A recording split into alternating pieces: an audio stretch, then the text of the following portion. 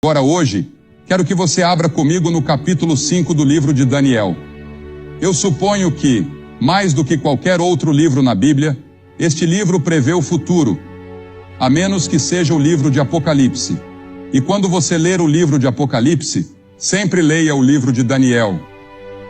O livro de Daniel em uma mão, o livro de Apocalipse na outra, e na sua frente, o jornal diário, e todos eles se conectam. Porque Daniel é um livro de profecias. Mas o que quero falar sobre Daniel hoje é um incidente que aconteceu em sua vida, ao qual acho importante nos voltarmos, e não vou tomar tempo para ler para você, vou contar. É a história de Daniel já em Babilônia.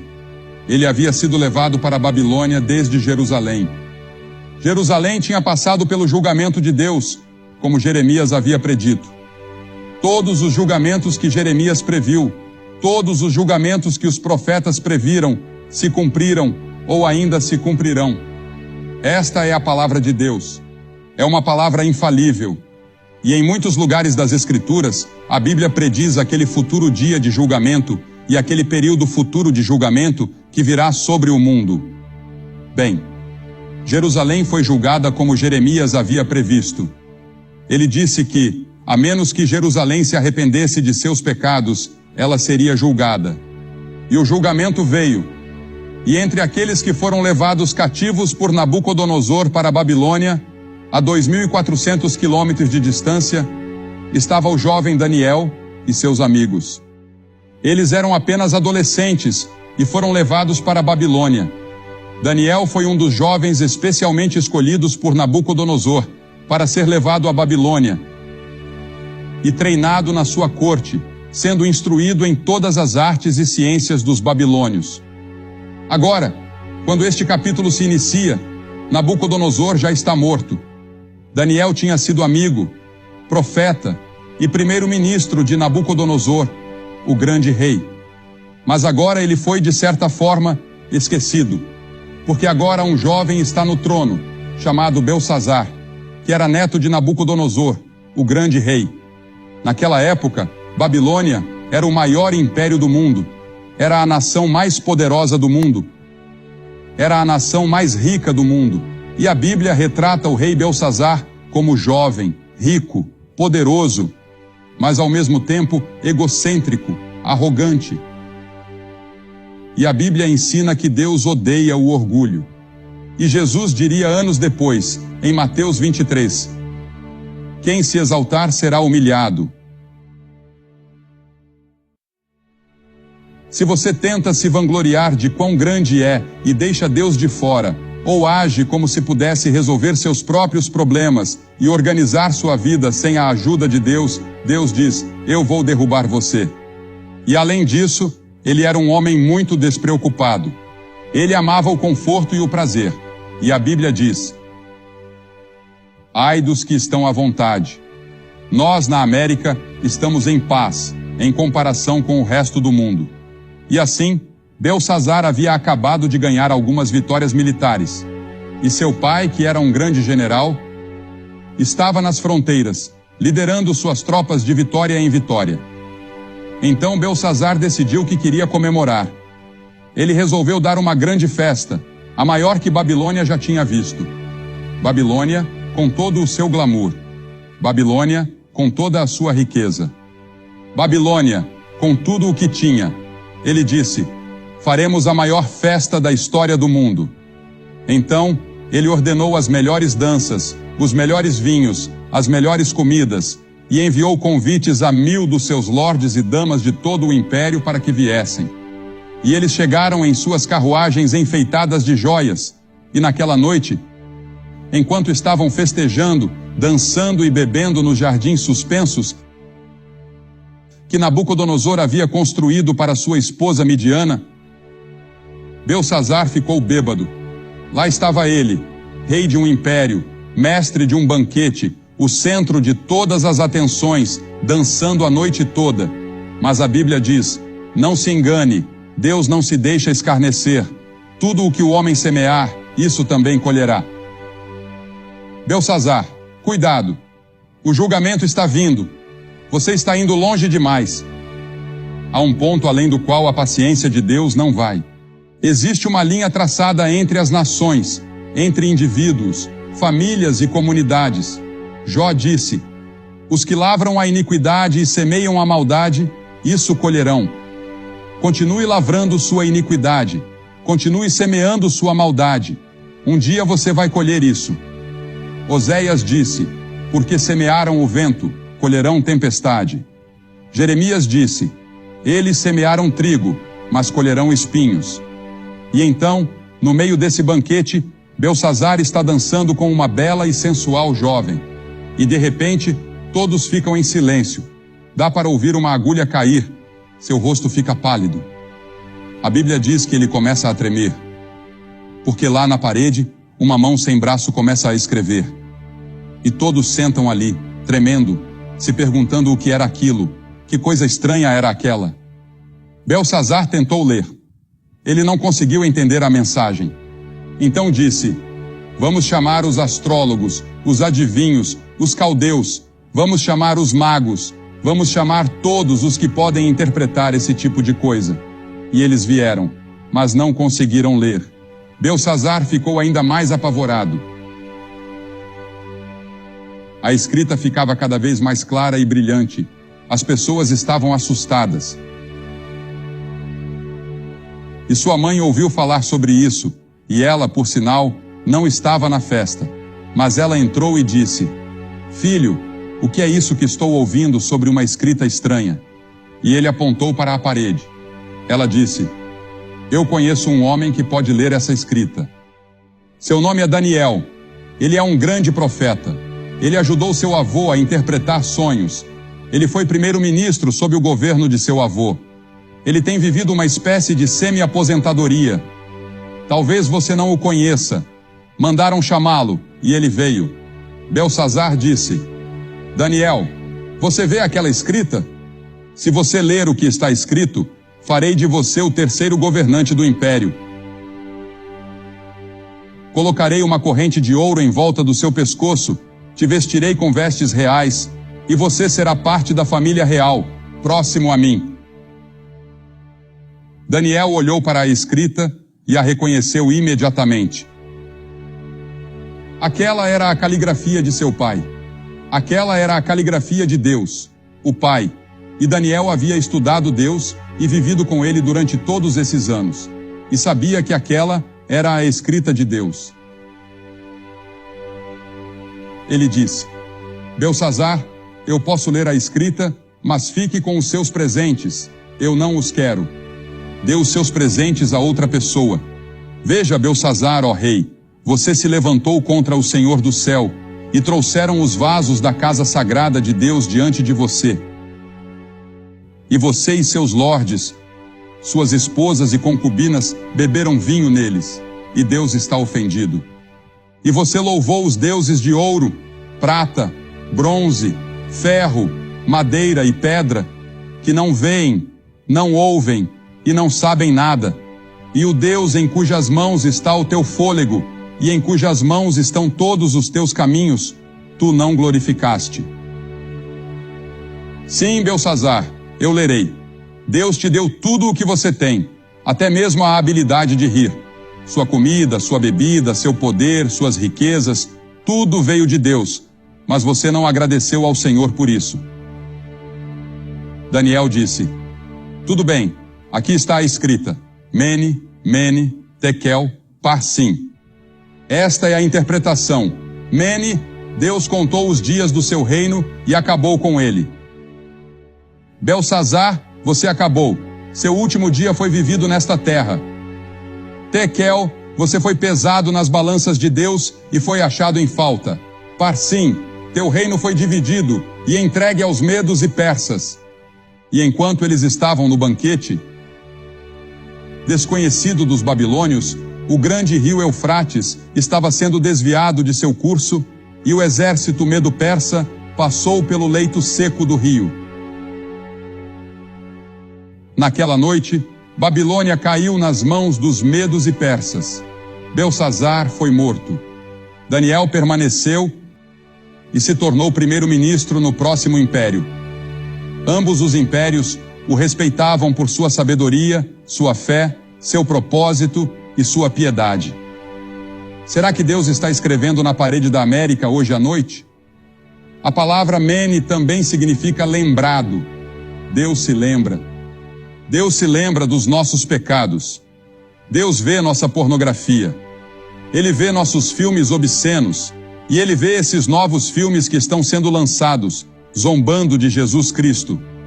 Ele vê nossas mentiras, nossos enganos e nossa corrupção que permeiam toda a nossa sociedade.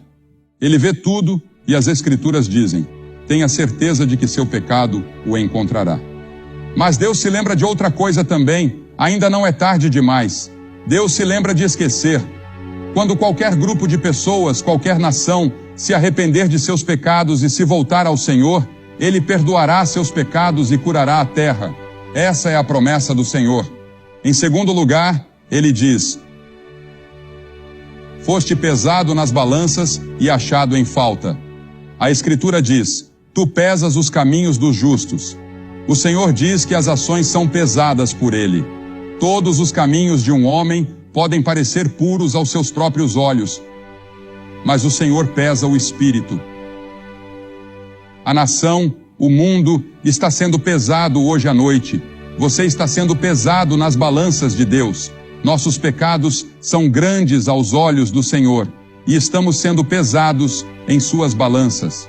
Muitos líderes pensantes acreditam que a escrita já está na parede e que o julgamento já começou a acontecer. Mas Deus nos pesa como indivíduos.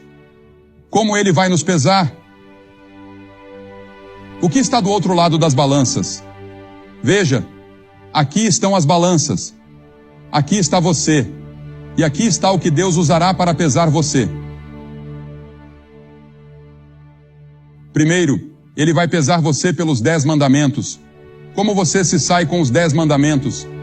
Não terás outros deuses diante de mim. Não tomarás o nome do Senhor teu Deus em vão.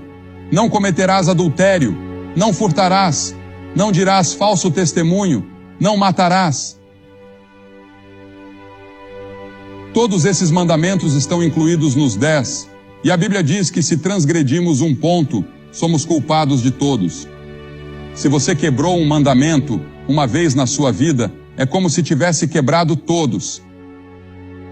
Bem, você pode dizer: claro, já quebrei pelo menos 1 ou 2 deles, então você é culpado de todos. E essa é a razão pela qual a Bíblia diz que somos todos culpados. Essa é a razão pela qual Jesus disse: aquele que está sem pecado, que atire a primeira pedra. Na mulher pega em adultério. Nenhum dos líderes religiosos poderia fazer isso. Porque todos pecaram. Todos pecaram e estão destituídos da glória de Deus. E todos estão sob o julgamento de Deus. Então, não apenas seremos pesados pelos 10 mandamentos, mas também pela lei do amor.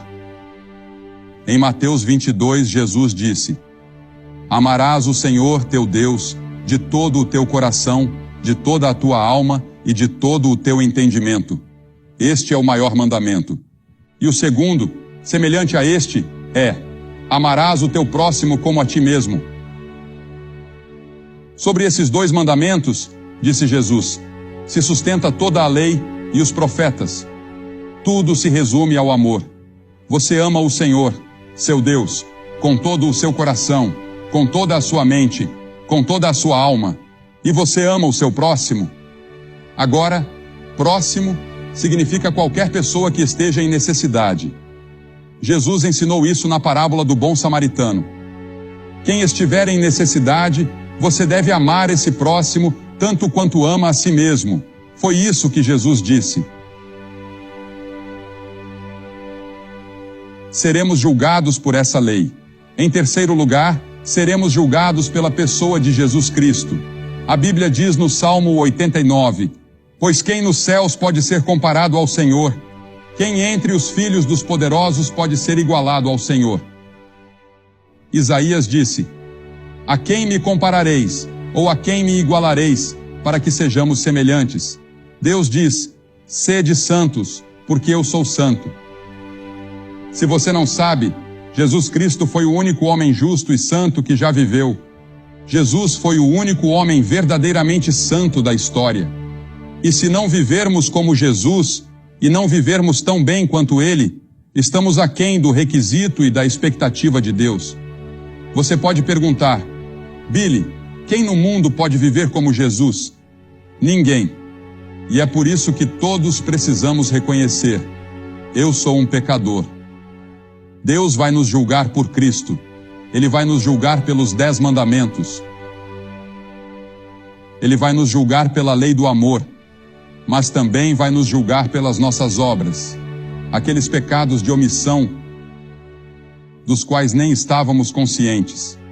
Em Mateus 25, Jesus nos lembra: porque tive fome e não me destes de comer, tive sede e não me destes de beber, fui estrangeiro e não me acolhestes, estava nu e não me vestistes, estive doente e na prisão, e não fostes me visitar. E as pessoas dirão: Senhor, quando te vimos com fome, doente, nu, sedento ou preso? E ele lhes responderá: em verdade vos digo que, na medida em que não fizestes a um destes meus pequeninos, a mim não o fizestes. Isso atinge a todos nós. Todos ficamos aquém. Então Jesus pronunciou o julgamento: e irão estes para o castigo eterno, mas os justos para a vida eterna. Você pode dizer: Billy, estou arrasado. Como alguém pode ser aprovado? Não podemos. Jesus disse em Apocalipse 3, eu conheço as tuas obras, que não és frio nem quente, ou fosses frio ou quente. Assim, porque és morno e não és frio nem quente, estou a ponto de vomitar-te da minha boca. Ouça, muitas pessoas que você pensa que vão para o céu, não vão chegar lá. E em quinto lugar, Deus vai nos pesar pelas nossas oportunidades.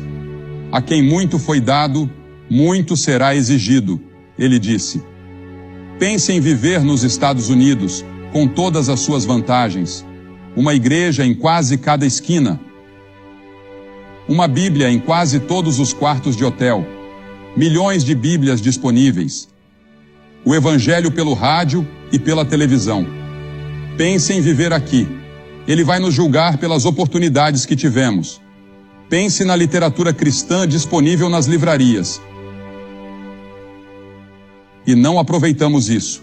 A quem muito foi dado, muito será exigido. Você pode dizer: bem, Billy, mesmo nesse ponto, eu não consigo dar conta. Não. Mas a glória de tudo isso é que existe um Evangelho. E o Evangelho é uma boa notícia para pessoas como você, que estão sentadas aí dizendo: estou culpado. A boa notícia é que Deus enviou seu Filho Jesus Cristo à cruz para morrer por você. E Deus pegou esses seus pecados e fracassos e os colocou sobre Cristo. Ele se tornou pecado por nós. Agora, ele disse que os justos entrarão no céu. Como eu vou conseguir essa justiça por conta própria se não a tenho? Sou um pecador. Não peso o suficiente para chegar ao céu. Mas na cruz, Cristo providenciou uma justiça para mim. Ele providenciou uma retidão que eu não tinha. E hoje à noite, sou aceitável a Deus. Não porque fui bom, ou porque li a Bíblia, ou porque preguei para multidões de pessoas. Sou aceitável por causa de Cristo. Sou aceito no amado por causa dele. E esse é o seu privilégio neste momento. Você pode apropriar o que Cristo fez na cruz para si agora mesmo. E pode sair daqui pesando o suficiente para chegar ao céu. Pesando o suficiente para ter seus pecados perdoados. Pesando o suficiente para viver uma nova vida. Foste pesado nas balanças de Deus e achado em falta. Será que você foi achado em falta? A última palavra aqui é parsim, dividida. Teu reino foi dividido.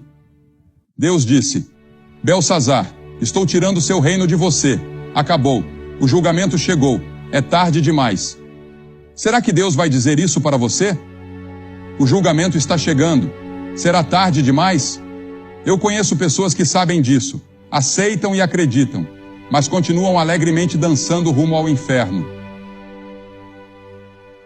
São como o rato que foi pego na armadilha e continua mordendo o queijo depois de ser capturado.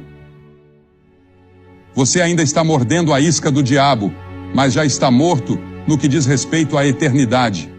Eu acredito que esta cruzada foi realizada no momento certo, pela providência de Deus, no momento certo na história da vida de muitos de vocês. Pessoas oraram por você. Pessoas trabalharam e contribuíram para que isso fosse possível. E agora, este é o seu momento com Deus, para recebê-lo em seu coração, para ter certeza de que você pesa o suficiente.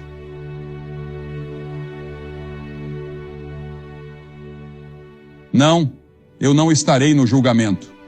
Agora, pois, nenhuma condenação há para os que estão em Cristo Jesus.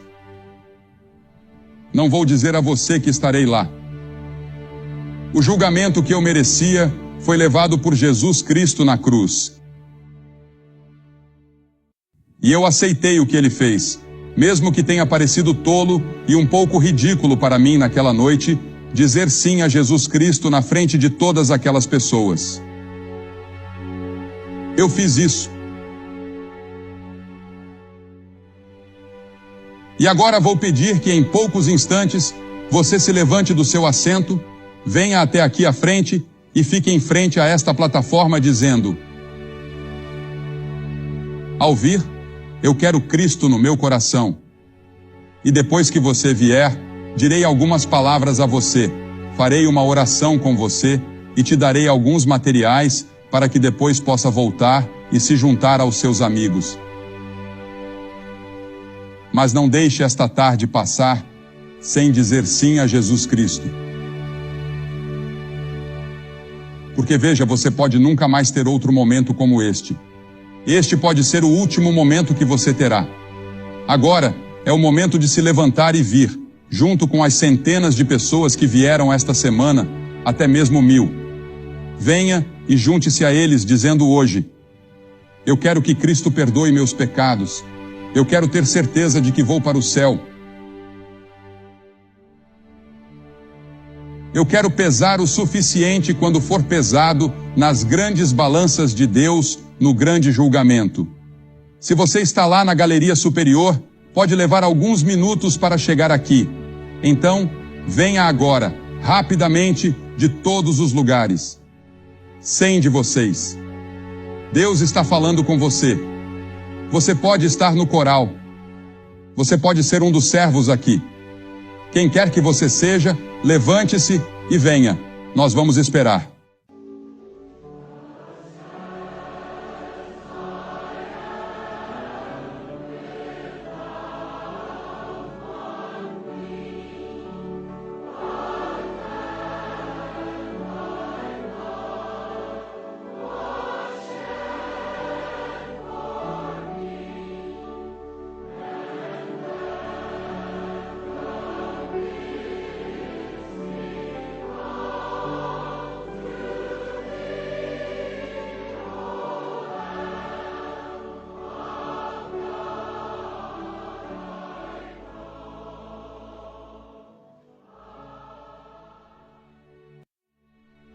Como você pode ver pela televisão, centenas de pessoas estão vindo aqui em St. Louis para se comprometer com Jesus Cristo.